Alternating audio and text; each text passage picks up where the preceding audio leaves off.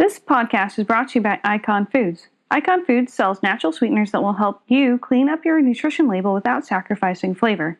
Head over to iconfoods.com to find out more, and don't forget to mention that the Peas on Moss podcast sent you.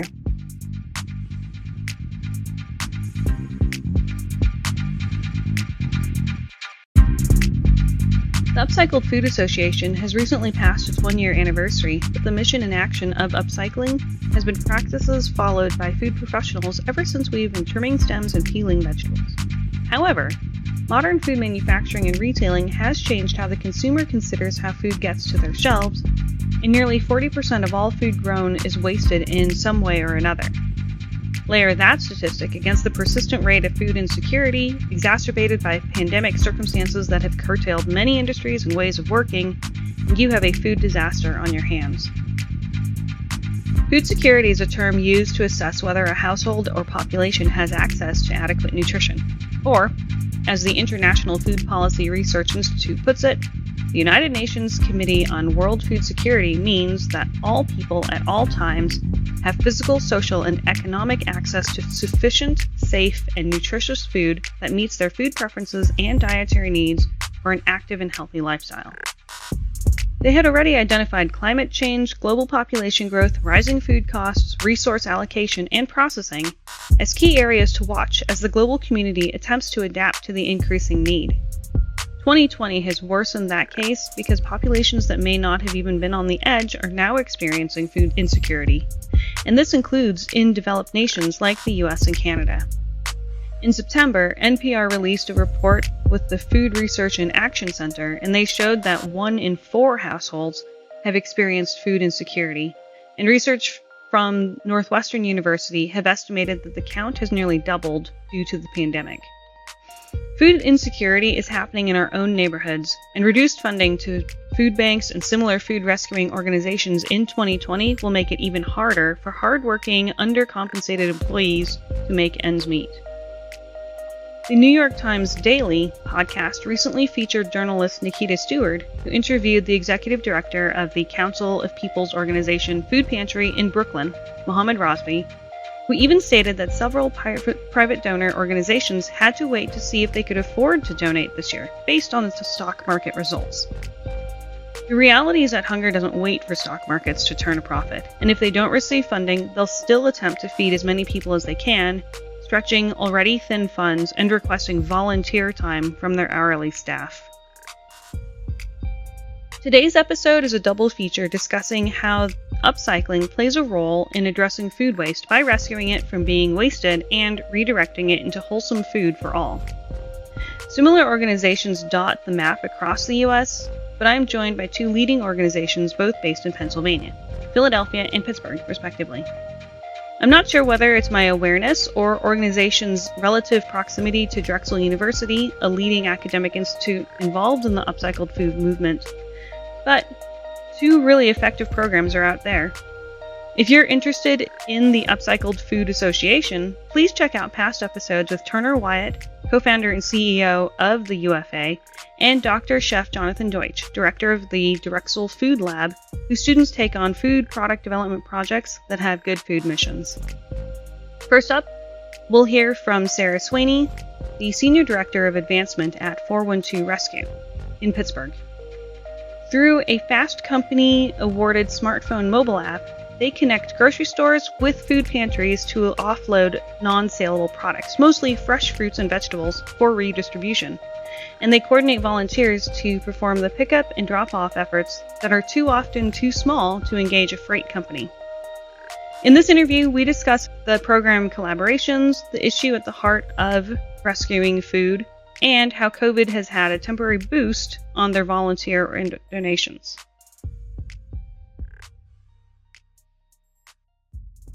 How did you get involved with, how did the 412 Food Rescue program kind of come into being?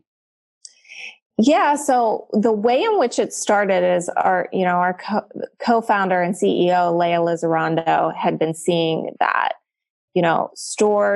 one store in particular in the area was throwing away tons of produce. And I think it had to be something that it was just too much. They received a shipment too much of an item, or the labeling was wrong on it. And it was like, wow, if this one location is throwing out this much and it's perfectly fine food, what is going on at these other stores? And, in Pittsburgh here, we have a major retail chain that is, pretty regional. It spans into Ohio as well. We have many of the national retailers that everyone's familiar with: Walmart, Aldi, Trader Joe's, Whole Foods. So over the years, we've just been expanding these partnerships with them to say, we understand that you're probably donating to food banks already, like a Feeding America affiliated food bank. But typically what they're donating to those organizations is stuff that can stay in a warehouse, even a refrigerated area, for, a couple of days, maybe a week or two. The items that we're really focused on recovering from them are those items that, they have to be removed because cosmetically a retailer, wants to turn over that inventory, and it's not enough food to dispatch a huge truck to go and pick it up. It can't sit in a warehouse for a week or two until it's distributed, and it has to be consumed within a couple of days. And so that's kind of how we respond. We're serving kind of a different need. And by utilizing volunteers, it's more efficient to transport that food. That completely makes sense. Yeah, trucking and freight is really optimized when it's full to the brim, and that is hard to do, even with cabbages. I'm trying to think of what's really got a nice longer shelf life. But yeah, when you talk about fruit that can be bruised, and certainly the retailer's responsibility that the consumers put on them is to have really attractive looking product that we want to come in and buy and eat. And yeah, the minute it becomes unattractive by whatever standards we're using, it doesn't get put out there for the consumer. Yeah. Wow. Yeah, that must have been really eye-opening, shocking to the system to see product that just gets thrown away. And I can't imagine that volume had looked like. And I can say even now, I'm an employee with 412 Food Rescue, but we all do our part and go and do volunteer activities. And I do food rescues here and there as I can fit them into my schedule. And to see some of the stuff that you pick up at these locations, you're just blown away, because this is stuff that I would buy at the store. I would even serve my families. But, there are these, things that they put in place that it has to be a perfect size, a perfect shape, a perfect color. And I think you'd be surprised, because when we're often talking about food, we want this food to go to people and not to landfills. They think that it's junk or garbage or things that people don't want to eat, but that is not the case at all. Oh, that's interesting. I'd like to actually double down on that a little bit, because and I don't plan to take shots at the retail industry. And at the same time, I think we do need to look at it with a more critical eye to say, are we setting standards of an agricultural product that are unrealistic? These are not plastic toy foods that we get out on our display tables. These are wholesome foods that help us meet nutritional deficiencies and goals for our population. And I think it is really astonishing when you think about the product that doesn't make it all the way through because it's perfectly fine but the wrong shape or size. Or in restaurants, we talk about 6x6 tomatoes, which are, they fit a very specific case dimension. And good grief, if a tomato doesn't quite fit, it's not qualified. So I know that the program focuses on food rescue, but do you also spend a little bit of time helping the retailers understand that perhaps their product movement plans might be a little bit strict? Yeah, so we definitely do a lot of work in terms of advocacy and education about, food labeling guidelines and food standards for industry. And we work with some of our legislators to kind of acknowledge this when many of these issues are hot topic, timely matters at the state and national level, for sure. The other thing too is that sometimes, we're just focused on making sure that that food is impacting hunger and helping people too. And so, last year we started a program called the Good Food Project. And so some of those large wholesale partners that we work with, where we get these large shipments of 6 pallets of produce like cabbage, and it was just not acceptable for the retailer that they were trying to distribute it to, we would take a portion of that produce and we will transform it in our kitchen space. So much of that food is getting distributed to our nonprofit partners to eat. But, you imagine 6 pallets of cabbage, and there's only so much cabbage that people want raw cabbage to cook in their own homes. So one of the things that we chose to do is kind of open our own food waste kitchen with the Good Food Project. So we're taking a portion of that food, we're creating healthy prepared meals from it to distribute to nonprofit partners and other partners throughout the area. And, just seeing that food transformed into something much more appetizing is also educating to many of our partners and just the general public, so that they can see that this is not ugly food at all. Another program that we have in operation here in Pittsburgh, ugly food's becoming quite the thing and a hot topic. And you see organizations and companies like Misfits and Imperfect Produce popping up. We kind of do our own thing to support farmers here in Southwestern PA. So we have an ugly CSA. It's a community supported agriculture. And if you're not familiar with that, helps to support the farmers. And you basically buy a share so many weeks out of the growing season. Here in Southwestern PA, it's about 12 weeks. And we work with a local purveyor who works with local farms to source produce. And it's basically produce that they can't sell due to retail standards, like we talked about. And that food is considered a glut to a farmer, and it just would sit in the field and just rot. But it's perfectly good food that's edible. And we purchase that and then resell it at a modest markup. It kind of helps to support our fundraising efforts here in Pittsburgh. And we help to support the farmers while we're at it. So, all of these efforts is really trying to educate people, just putting it in front of their face to say, hey, this isn't ugly. This is perfectly appetizing. I think the general public needs to be more educated about what standards exist for what produce looks like or what items look like. We always talk about the labeling standards and, what these really mean. They mean not too much. I'm actually a big proponent of the sniff test too. So if it smells fine and looks fine, I don't care if the date said that it expired 2 days ago. I'm going to probably consume it anyway because it's perfectly fine. And, one of the things that we always tell people is that with this produce, and it kind of goes back to the safety topic that we talked about, is that when's the last time you heard about someone getting extremely ill from eating donated food? Like I mentioned, we take all of our safety protocols very seriously in how we distribute food in a safe manner. But we're also, very basic in knowing that this is good food. We see it, we're looking at it. This is being handled in a safe manner, and we're making sure that it's getting to feed people. And sometimes you just got to push away some of those, restrictions about, it's the perfect size or it's the perfect shape or this expired a day ago and we can't actually eat it. We just have to throw it away.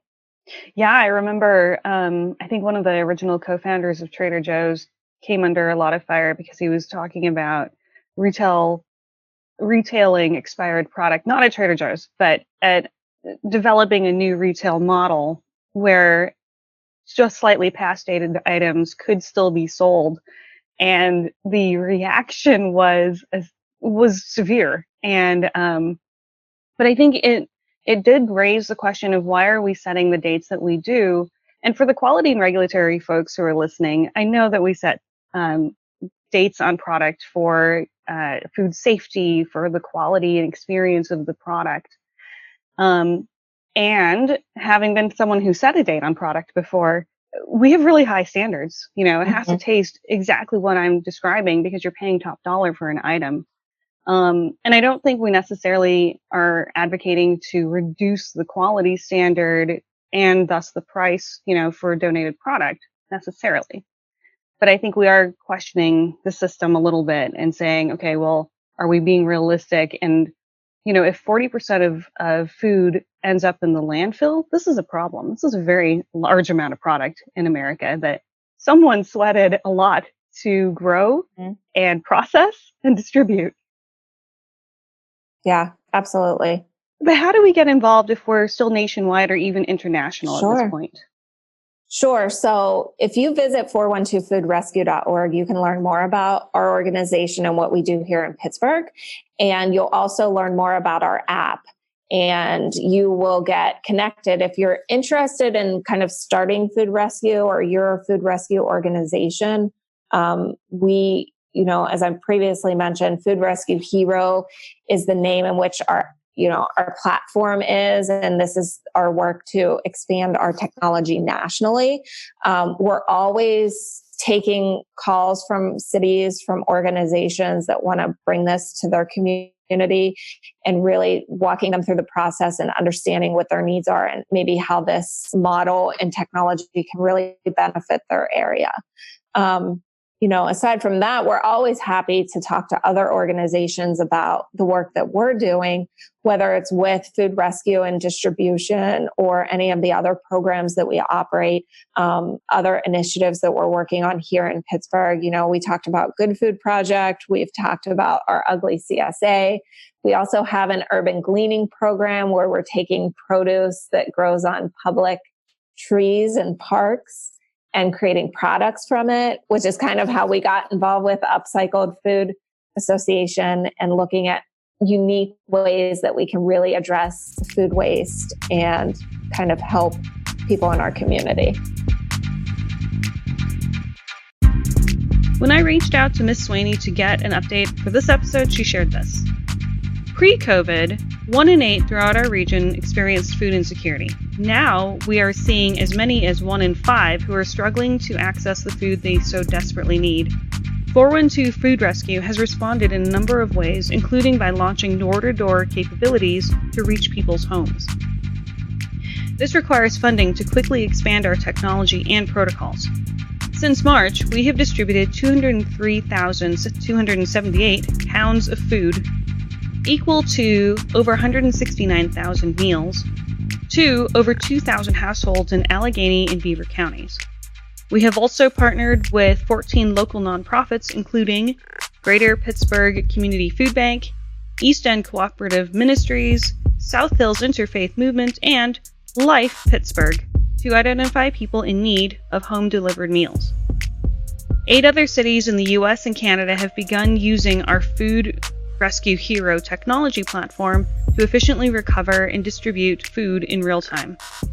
Our food recovery efforts have increased since the onset of COVID-19, distributing more than 6 million pounds of food, equivalent to 5 million meals, since March 9th to 777 area nonprofits with the help of 1,590 volunteers. You can read the entire report on Peas on Moss and reach out to 412 Food Rescue to find out how you can start working on your own city or to support their work in Pittsburgh. Peas on Moss will be right back. Would you support Peas on Moss?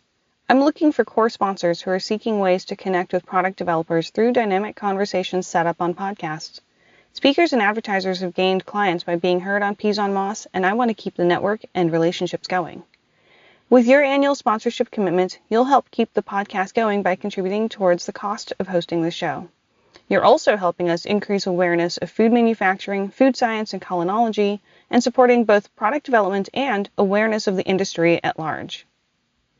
Your presence on the podcast is also evergreen, as these episodes are posted permanently on the website and available for streaming on Spotify, Apple Podcasts, and Stitcher. Please contact Kimberly today to become part of this podcast movement. Visit peasonmoss.com and click on Sponsor the Show for details. Welcome back to Peas on Moss.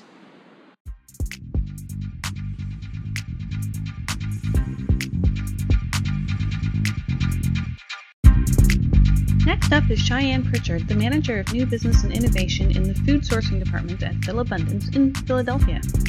She oversees the Emerging Retail Food Rescue Program, which helps retailers such as Starbucks, Amazon, and PHL Airport donate their surplus food.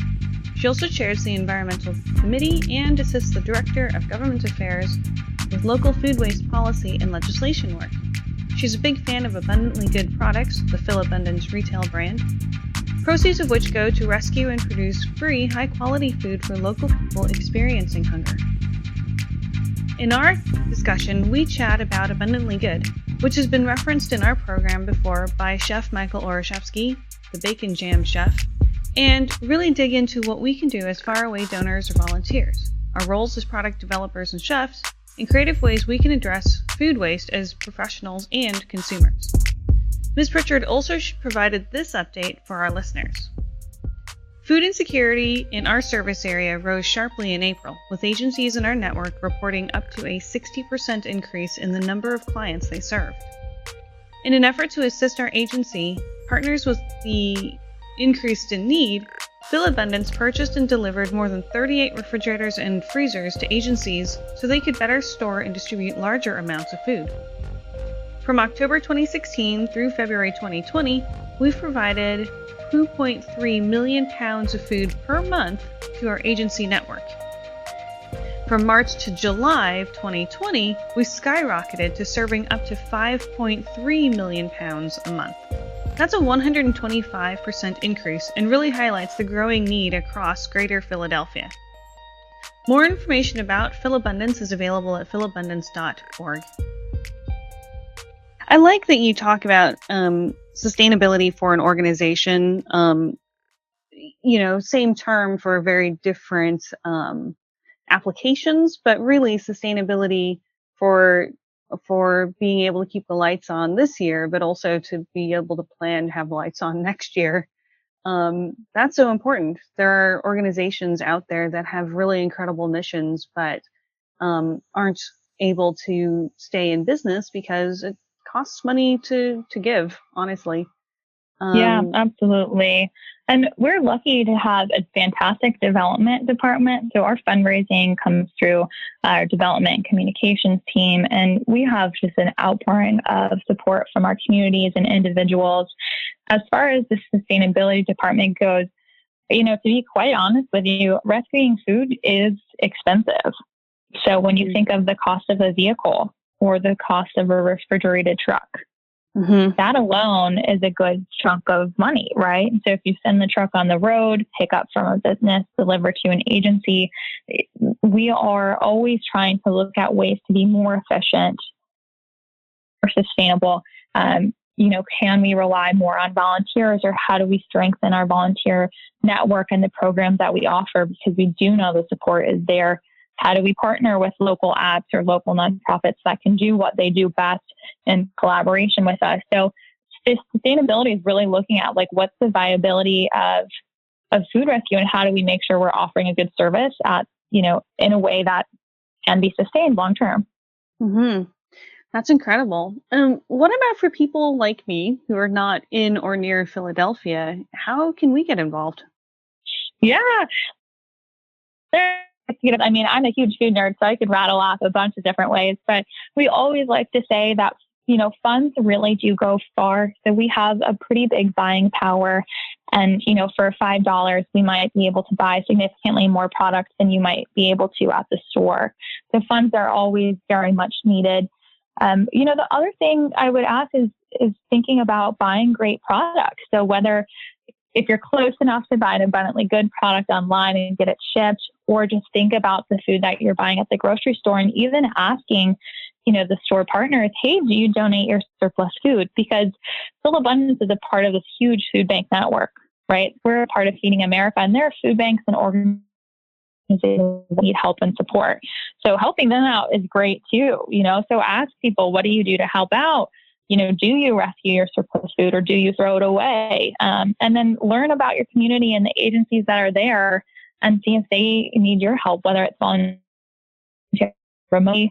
There are just so many ways, depending on your skill and your interest level, that you could help out in this space. Wow. that was a good list of things we can do, and it's it's so easy to sit here and say, oh well, that's great for Philadelphia or for the East Coast or wherever you happen to be sitting in relation to where Philadelphia is on the globe. Um, and yeah, you're absolutely right. Fundraising, fund donations are important. They just feel so passive sometimes, Mhm. that certainly I love to donate to the organizations that I do.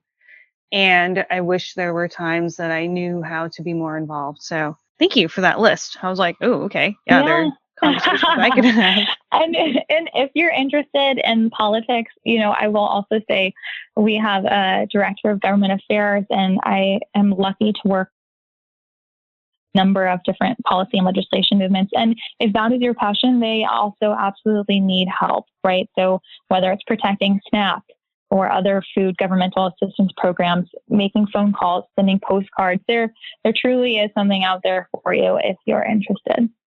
Wow. Well, as you know, a lot of the audience are research chefs and product developers. Is there anything that we could share specifically for them or for us as we think about the formulas we write and the production that we attend? Um, Yeah, absolutely. I have a few things I can think of off the top of my head. One is, a I laundry mean, list. Okay. one is first and foremost, I do want to say thank you, chefs, restaurants, those in the food space. I mean, it is such a pleasure and at a food bank because I get to meet so many people in the space. A shout out to a number of other people on this podcast that help what we do and make it possible, truly. So I think that, the call to actions are, we always want to encourage those who are working at a food business or as a chef to share that it's possible to rescue produce, breakfast food, or some restaurants, for example, might host one staff meal a week, and maybe once a month you actually host that meal for an agency and you help out in that way.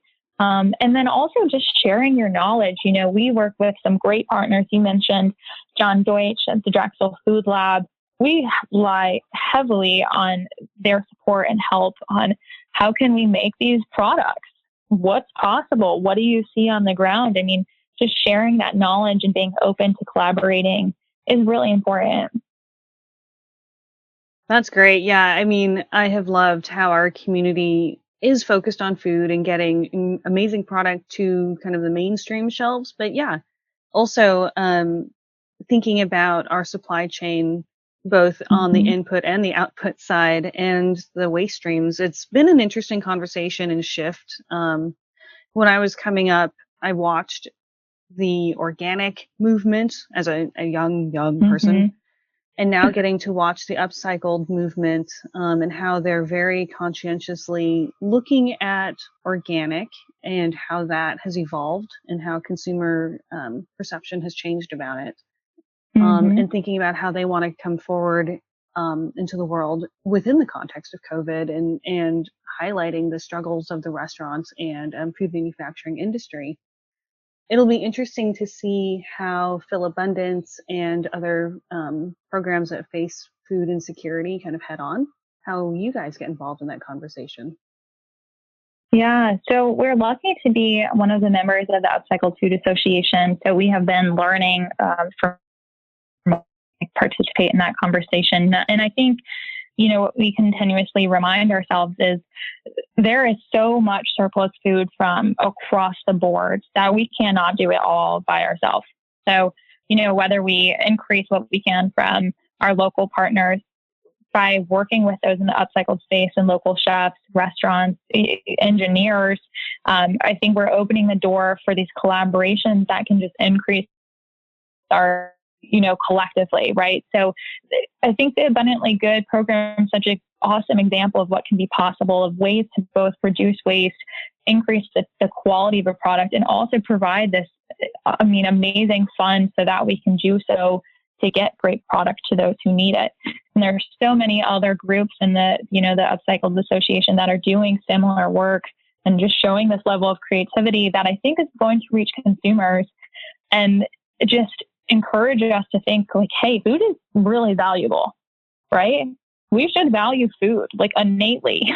And in the same way, we should value each other, right? exist. We should value our food enough to think about what we can do from start to finish to use all of it.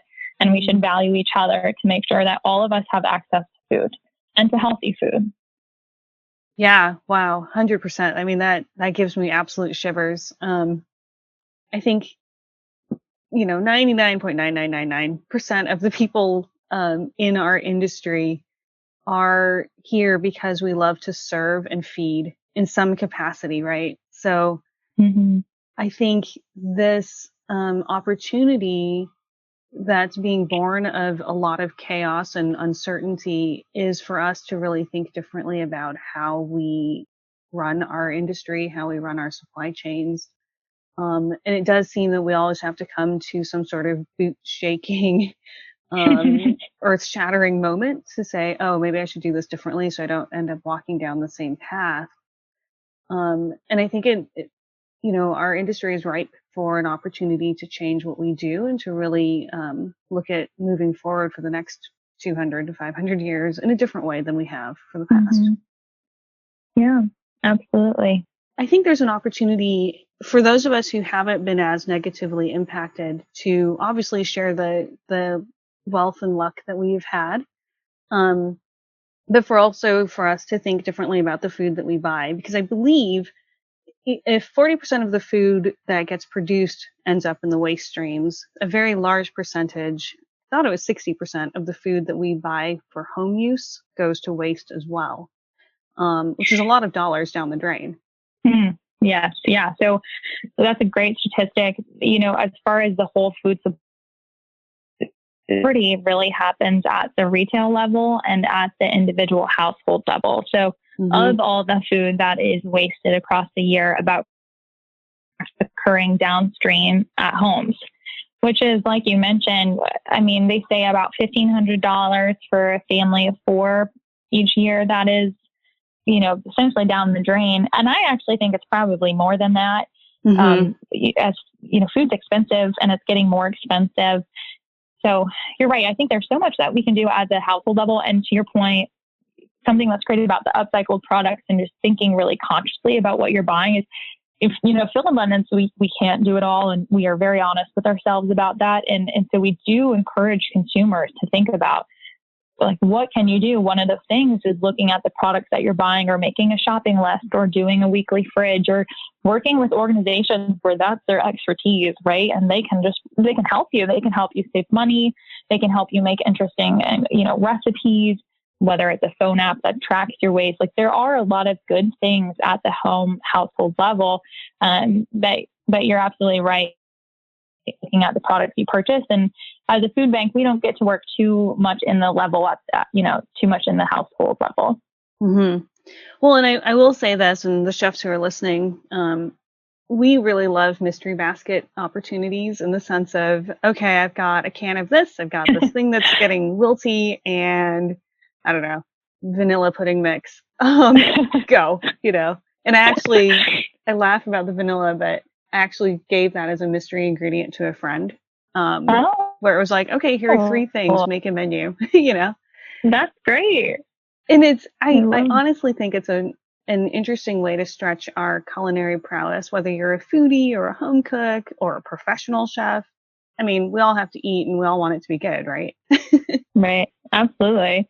No, I think that's a great point. And actually, now that idea I've had that I haven't gotten to pursue is reaching out to local chefs to host cooking classes, whether it's for emergency kitchens in Philadelphia or just through our Abundance Community Kitchen. It's just like you said, agencies receive a hodgepodge of products from grocery stores. So you get 5 boxes of a box of tomatoes, maybe some milk, and some rosemary. And what do? And it's such a great idea of, like, we should rely on our partners to teach lessons that are just going to expand what everyone can do. And honestly, also reduce food waste at the agency level, right? If they know how to be more creative with that product, that's great. Then they're going to have reduced hauling costs. They're going to have more food available to distribute. So I think there could be some really fun opportunities there. Yeah, and it's so interesting you call it community kitchens. friend of mine, Ryan Joseph Meyer, who is a chef from California, I actually met him at a community kitchens course that was being taught at the Pikes Place Senior Center Food Bank years Oh, ago. Yeah, it's actually how I got into food, was volunteering at the food bank. Anyway, yeah. that's awesome. So, yeah, I think there's an opportunity here. My brain just kind of went into this crazy direction of like, oh my gosh, what could we do? I think that's the point, right? Is for us to talk with each other and come up with ideas of how we can serve our community. I think it is the point. Absolutely. And, the reason why I love food, well, one, I grew up in Iowa, so I'm biased. I mean, I was surrounded by cornfields. Amazing food. Yeah, absolutely. But secondly, there are so many different ways to approach food, right? So whether you just like to eat great, delicious food, or whether it's environmental, consumerism, whether it's just being financially savvy and thinking really critically about your grocery, small restaurants. I mean, there's just so many different angles that get people involved in the food space. And I think that's so unique, that the ideas just never stop. They never should stop. Yeah, oh my gosh. Yeah, it's so true. They never should stop. We really won't stop. As humans, we're not going to stop eating food and thinking about our food. So thank you, Cheyenne, so much for joining us on Peas on Moss and just sharing about Phil Abundance, Abundantly Good, Grocers Against Hunger. I just made that up again. There's too many to remember. Oh my goodness. Yeah. Thanks so much for having me and for listening. And if you guys Philabundance, you can find more at philabundance.org. /upcycle if you're curious about the upcycling programs. And of course, always reach out to us if you have any questions. Thank you so much. Food industry has been really hit hard by the pandemic, and the future of food is truly uncertain. As the summer winds into the fall and fall into winter, and we try to adjust to new ways of living, let's not forget about those businesses who have tried to reopen their doors or who are trying to stay afloat as the coming seasons change. Layered at the top of these are the food service workers, many of whom don't make the incomes that cover their costs of living, and they don't as easily get to stay home even if their kids' schools resume virtual learning. Unemployment wages don't always cover the delta, and it's not the long-term solution. Seek local organizations that are working to support restaurant workers, and check out the World Central Kitchen for their latest efforts, as several fundraisers have faded since May. Food is Love in Seattle is partnering with restaurants in the area to help provide low-cost meals to participants as well as pay restaurant teams for the production. Thank you so much for listening to the Peas on Moss and Upcycled Food Association feature. I'm really honored to get to share these stories of professionals and entrepreneurs with you in the industry, bringing you their vision and inviting you into our conversations. COVID-19 has really highlighted how important these types of connections are, and Peas on Moss has been hosting monthly conversations featuring a variety of topics, from young professional career growth to examining our industry's need for diversity and inclusion. Please visit peasonmoss.com to get more details and to drop me a line if you're interested in joining any of those conversations. All are welcome. I hope you enjoyed this interview doubleheader with two incredible organizations in Pennsylvania working to address food insecurity in their regions. Utilizing upcycled foods and creating solutions to logistics barriers are just two ways to help us improve the efficient use of foods that we produce and help feed more people. As neighbors and fellow humans, we each bear some responsibility to the needy around us, and there are various ways we can support, from giving time and resources to creating an infrastructure to manage individuals' challenges. We participate in the food industry because in some way we love to serve good food to others, and I see that heart of service as being core to our food professional identities. It's been a fun dive into the upcycled food world this year, and I hope you've enjoyed hearing about innovative companies seeking ways to reduce food waste. Thank you so much for downloading and following the Peas on Moss podcast. We're wrapping up the end of our 4th year, and it's been such a journey. When I started podcasting, there were very few industry shows and even fewer exploring the CPG world. Today, there are dozens of really high-quality shows, including My Food Job Rocks by Adam Yee, The Insatiable Appetite by the Hartman Group, Points of Origin by Whetstone Media, Taste Radio by BevNet and Nosh, The Sporkful, Radio Cherry Bomb, Nothing Wasted by Wasted 360, and Ainsley Moyer's Food Founders Podcast. And that was just the list of podcast shows with new episodes I haven't listened to yet this week. I've been so honored to get to share the stories and the insights of research chefs and product developers, and I'm looking forward to doing more. This year, however, has been really challenging for the industry, and I'm losing my 2 corporate sponsors, whose contributions help to offset the cost of producing the podcast, from website fees to editing. I hosted a t-shirt fundraiser, and we have enough to continue the show. I'm so grateful to the friends and family who stepped up in support and who now have their own amazingly beautiful Peas on Moss t-shirts. I'm also starting to increase my workload in business development leadership, and I'm hosting more virtual community events, such as the Research Chefs Association Hustlers Under 40 monthly happy hours. So, we'll be scaling Peas on Moss into bite-sized, shorter episodes, which gives you more time to listen to additional fantastic material in the podcast world, and to go back and listen to past episodes of amazing stories of some of the incredible people that I've gotten to know in the industry. I hope to connect with you at a future virtual event. And we have so much great content on the rcaculinology.org website for members to appreciate. The organization is celebrating its 25th anniversary this year, and there are several ways you can participate to support their fundraising, from cooking classes to books and swag to direct donations. Have a healthy rest of 2020. Here's to a great 2021, and we'll see you with those shorter bite episodes. Thanks again for listening. I really appreciate it.